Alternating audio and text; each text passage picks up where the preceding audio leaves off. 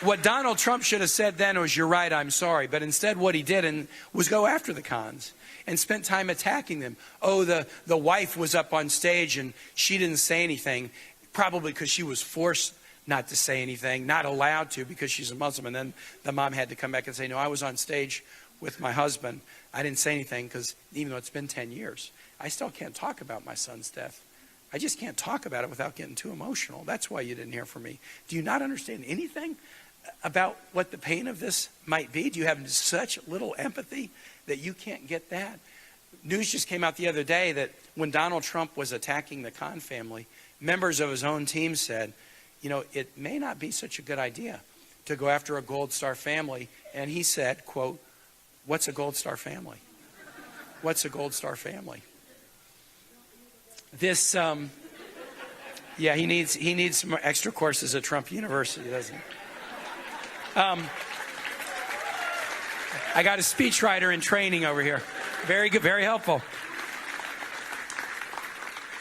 And then on the commander-in-chief thing, I'll tell you the last thing that really makes me mad. First debate, Hillary and Donald Trump were on stage. Donald Trump has not released his tax return. Still hasn't. Every presidential candidate, beginning with the presidency of Richard Nixon released his tax returns when he was president. Everybody else has, who's a major party nominee. Again, some of you are too young, but if you can't meet the ethical standard of Richard Nixon, I mean, I tell you, you got a problem. There's a problem. Hillary was challenging Donald Trump on stage about the tax thing. You're not releasing your taxes because you're trying to hide something. Now, and he was quiet. And she said, "You're trying to hide that you're not as wealthy as you are." Didn't say anything. "You're trying to hide that you're not as charitable as you." Didn't say anything. But then she said this, and she struck a nerve. "You're trying to hide that you're not paying any taxes." Now that struck a nerve. And you remember what Donald Trump said? "That shows I'm smart. That shows I'm smart." So, and then facts came out that suggested he probably didn't pay any federal taxes for maybe the mid-90s and probably almost till 2010, based on the story. So, okay, so that makes him smart. So those of us who work, and you know, we may not love paying taxes, but we are paying some taxes because 1%, and it's just 1%, of our adult population volunteer to serve in the military. And the deal is now, without a draft, that 1% that volunteers means that there's 99% of us that don't have to volunteer. And so do we owe any obligation to that 1% for volunteering so that 99% of us don't have to volunteer? I think the obligation we owe is to be respectful, and it's also to write that tax check so that the 2 million people who do volunteer in a time of war have a paycheck, have a benefit, have some health care, have some body armor, have some weaponry, you know. And then how about veterans who come back, and we've made a promise to them that there will be a system and there will be health care for them. And we've made that promise. And this war, the war against terrorism, Iraq and Afghanistan, has been repeated deployments, unlike earlier wars, and that's going to have some consequences to a VA system. But whatever the consequence is, we promised we would be there. But the only way that system is there is if some of us are writing a check and paying some taxes to support that promise we made to our veterans. And you can go on and on. How do teachers get paid? How do students who can't afford it get Pell Grants to go to college? How do other first responders get paid? It's because we're a society that has an obligation to one another. So when Donald Trump stands up and says, "Oh yeah, no, I'm skipping out of taxes, that makes me smart." Well, I guess he thinks the rest of us are stupid. But as I think about what he is doing, well, a lot of words come to mind that I'm not going to say, but smart isn't one of those words. It's not one of those words. And it makes me furious as the father of somebody in the military that guy would stand up and say how smart he is, and especially to now say, "I'm going to be a great president for the military. I'm going to be great for the vets." You cannot stiff the troops your whole life.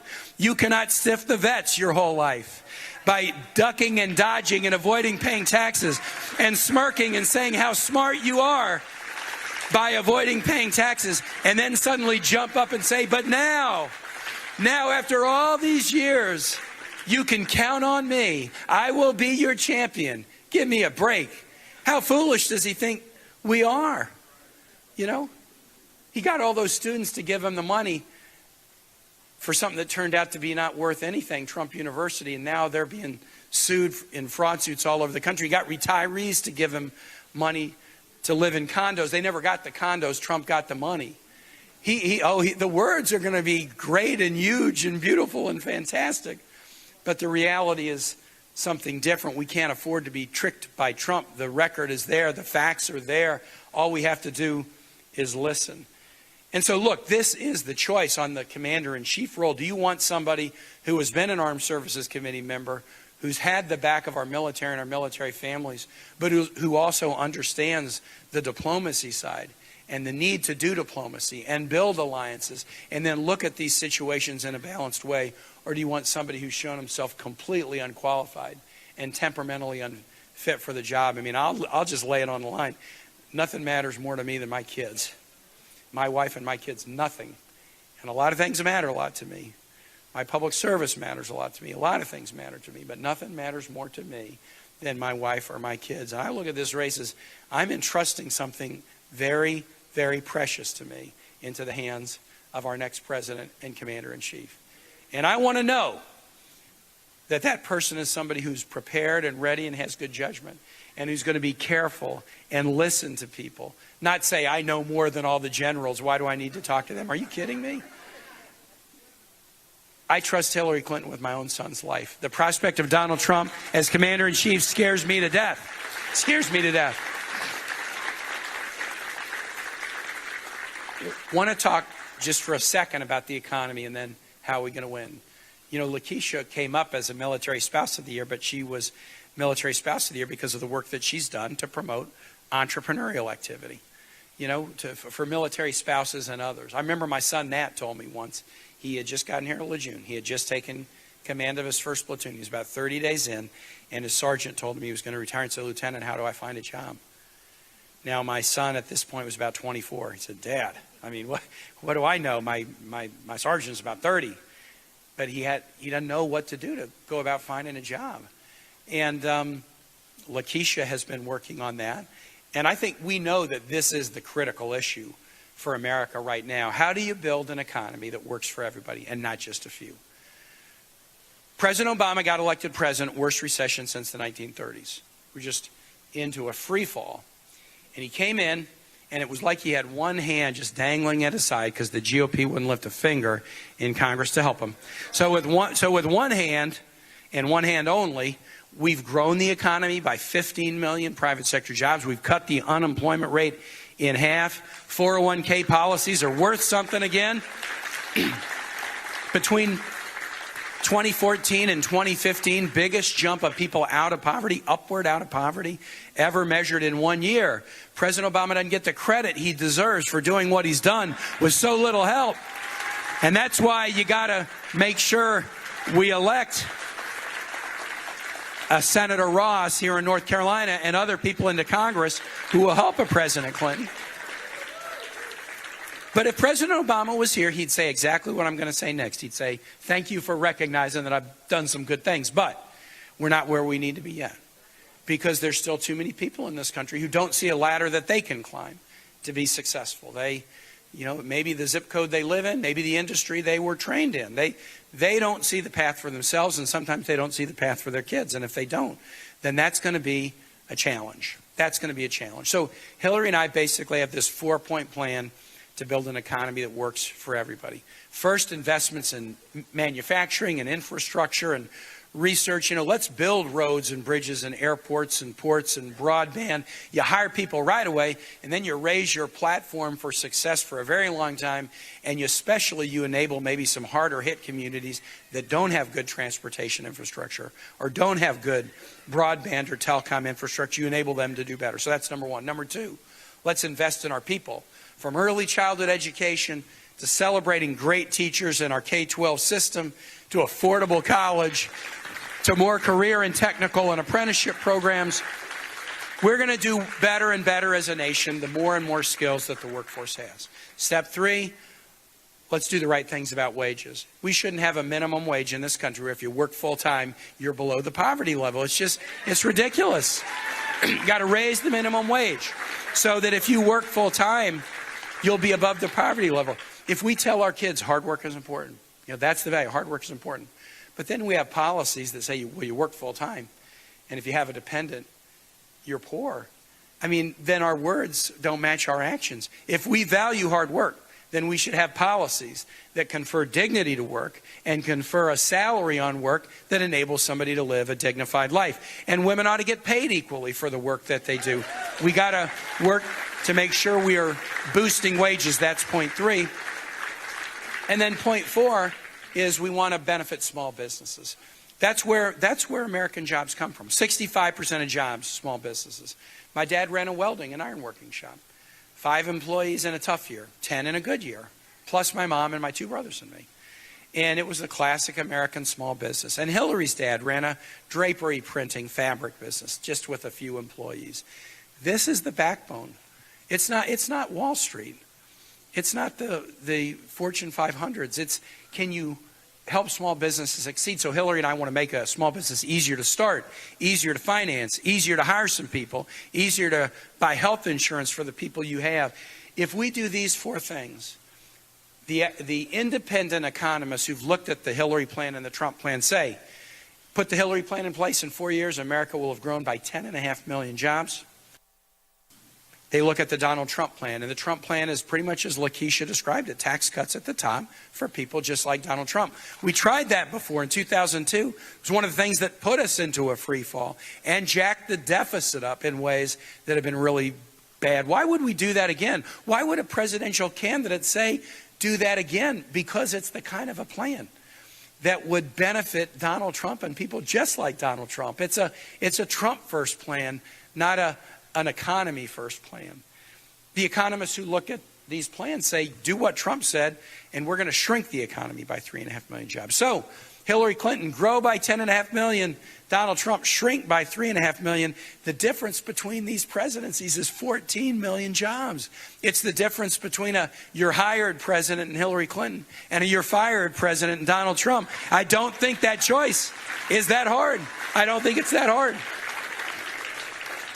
And you know that Donald, for all his talk about how he wants to make America great again, he makes a lot of stuff, but he doesn't make them in America. He could make stuff in North Carolina. He could make stuff in Virginia. I'd rather he made it in Virginia, but hey, I'd be okay with North Carolina. I'd be okay with the Key West. I'd be okay with Anchorage, Alaska. But when he makes stuff, he doesn't make it anywhere in the U.S. It's going to be Bangladesh. It's going to be Mexico. It's going to be Turkey. And now he says he's going to be great for the American economy. When he buys steel and aluminum to build his hotels, he could buy steel and aluminum from Ohio or Pennsylvania, but he's buying it from China. Again, the guy will talk a good game, but he's got a track record and he's got a history. So for the economy, I think it's a straight shot and a clear choice. So let me just conclude. I've really enjoyed being here. I actually came, and on the way over, I stopped by the wonderful memorial that this community built to the Marines who were killed on October 23, 1983 in the barracks bombing in Beirut. I was in Beirut about 2 years ago to visit American military and State Department personnel in Lebanon, because we still do an awful lot of work in that very, very troubled part of the world. And I went to the memorial there in Beirut, Lebanon, to the folks that you've honored here in your community. War on terror. As far as America has been involved, that kind of was the start of it, really.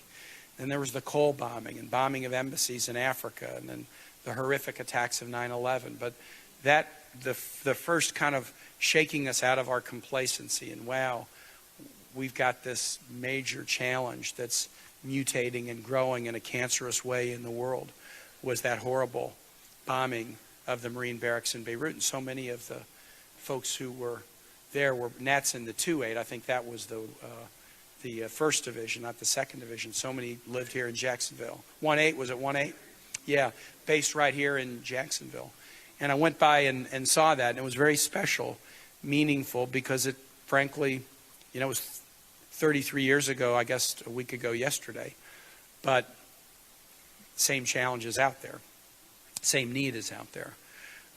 the same need for leaders who understand what the challenge is and are prepared to meet the challenger out there. So when I went by and saw it, it kind of reminded me, I like campaigning, I'm always in a good mood, but it kind of reminded me of the seriousness of the stakes. And you guys know that so well in this community, and you remind us of that. So it has been good to have a chance to come to Jacksonville, just share, but let's get to the punchline. We got to win this thing. And how are we going to win it? Let me just talk about that. First, I am really proud to be on this ticket. It's such a humbling thing to have somebody as qualified as Hillary Clinton say, I want you to be my partner in governing this nation, God willing, should we win. That's a very, very humbling thing.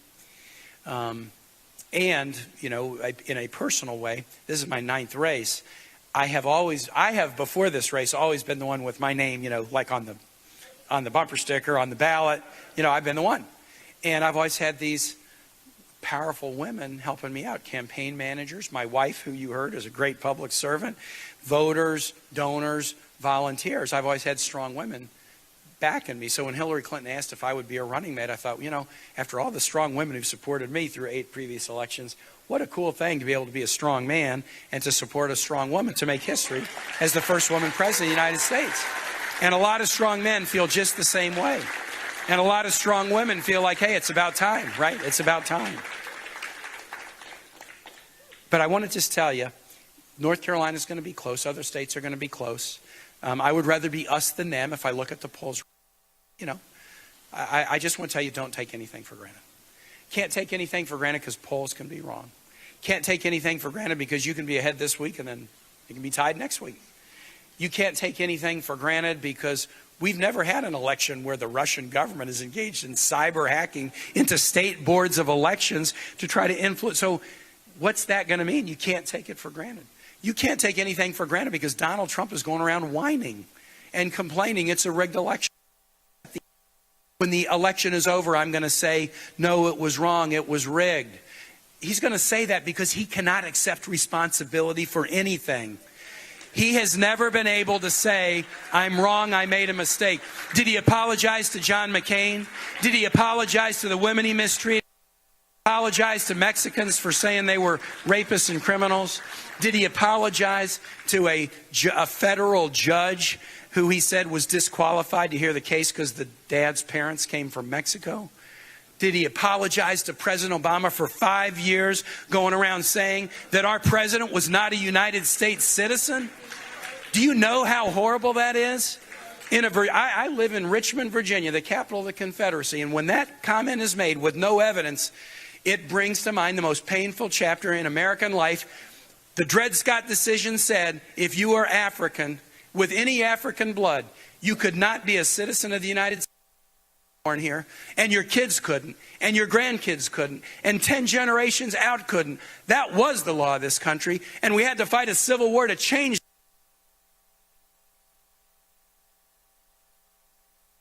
So when Donald Trump goes around saying that President Obama is not even a citizen of the United States, why would you haul us back to that most painful time in the history of this country? You can't take anything for granted.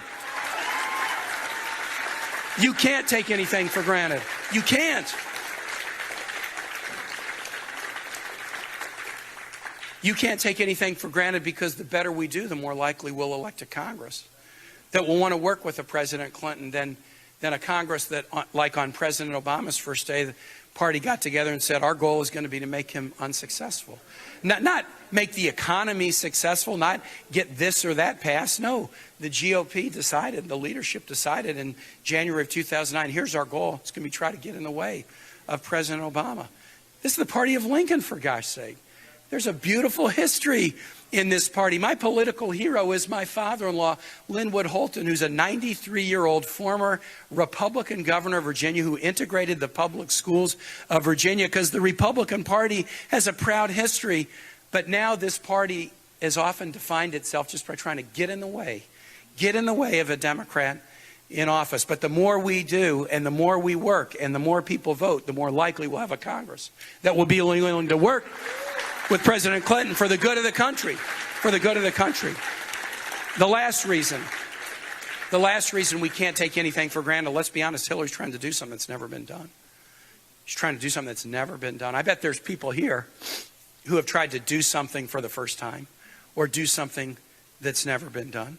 Maybe in your family, maybe in your neighborhood, maybe in your church, maybe in your social setting. You've tried to be a path breaker. You know it's not easy. You've tried to be a trendsetter. You know it's not easy. If it had been easy for there to be a woman president of this country, there would have been a woman president of this country. So I don't care what the polling is. If you're trying to do something for the first time, you can't take anything for granted. You just can't. You just can't. I will tell you what I use to motivate myself in hard races with 8 days left, and maybe you can take this as a thought to motivate yourself in a time when we can't take anything for granted. I've run 8 races and I've won 8 races, and I'm going to be 9-0 on November 8th. I'll tell you that. I'll tell you that. But I have to be honest with you, because that sounds really, wow. I barely win my races. I mean, I am the most just barely winning my races kind of a person, because Virginia's tough. It's not the bluest state in the bunch. We're a little bit better now, but I mean, Virginia's been tough. When I got into it in 94, it's been tough. So when I run, I'm assuming I'm running into a headwind. I'm assuming I'm trying to do something difficult. And I put a thought in my head, and the thought is this: I'm the underdog until they call me the winner. I'm the underdog until they call me the winner. Now, if you put that thought in your head, it's a good thought, right? To get the energy you need to work an extra volunteer shift, call an extra person, knock on an extra door. I'm the underdog till they call me the winner. And I'll tell you, as I finish here, what I really like about it is it's more about life than it is about elections. Democrats are underdog people, folks. You know, we're all kinds. I was the chairman of the Democratic Party. I'd travel all around the country, and I'd go to different Democratic meetings, and we are a pleasantly quirky, dysfunctional, motley crew, you know, right? And I say that with affection. Will Rogers said it best in the 1920s: I don't believe in organized politics. That's why I'm a Democrat.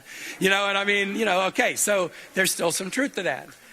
But as I was traveling around, I was kind of asking myself, so what's the unifier, right? What's the unifier? And I realized at some point we're underdog people.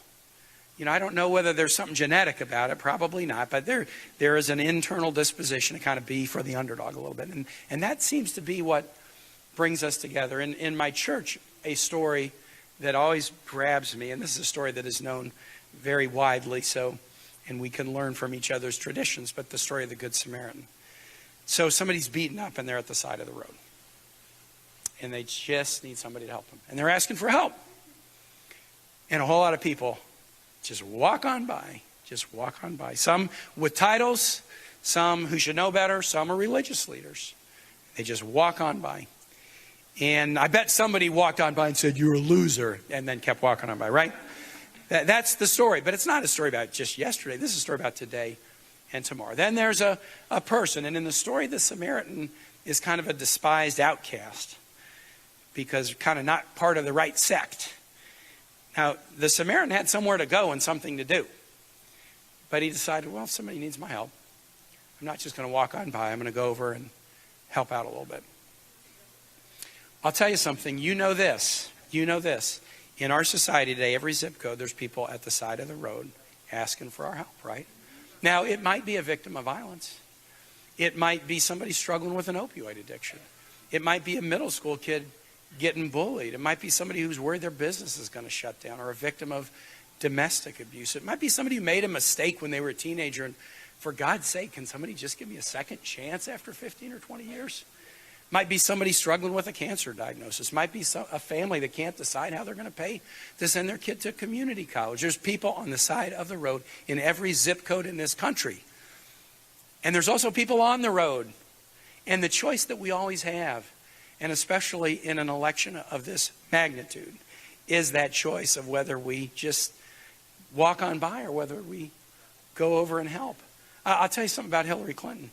She has never been a person that will just walk on by. That's not who she is. She's always going to be thinking, what can I do, especially to empower families and kids? Hillary Clinton's not a person that will walk on by. I'm not a person that will walk on by. I know you. I don't know you personally, but I know you. You are not people that are going to walk on by. And so I tell you, that's what we got to do. That's what this election is about, and the cool thing is about the story, you don't have to have all the answers. In fact, sometimes you don't even have to have any of the answers. You don't even have to know the words to say. All you have to have is the instinct to roll up your sleeves. And instead of walking on by, just going over and wading into it and figuring out what you can do to help. North Carolina, Jacksonville, just keep in your mind, I'm the underdog until I am the winner. You are not the kind of people who are going to walk on by. We're going to go over and we're going to help out. We're going to make history on November 8th and do something that's never been done in the history of this nation. We're going to show what it is we embrace and what it is we reject. And if you win here in North Carolina, Hillary Clinton will be our next president. So, how about it? Let's go win.